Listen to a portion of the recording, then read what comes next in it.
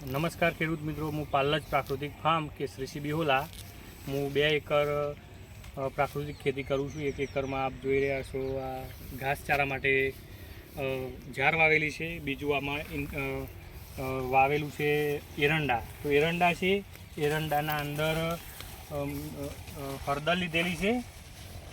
આ હળદર આપ જોઈ રહ્યા છો। હળદરના અંદર પાછી આ દૂધી પણ વાવેલી છે, જે કુદરતી રીતે આચ્છાદન થઈ જાય। આ દૂધી છે અહીંયા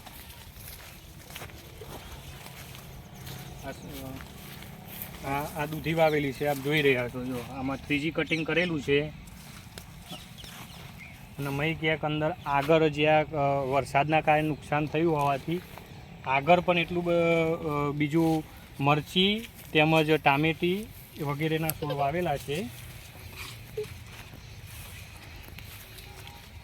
જે આપ જોઈ રહ્યા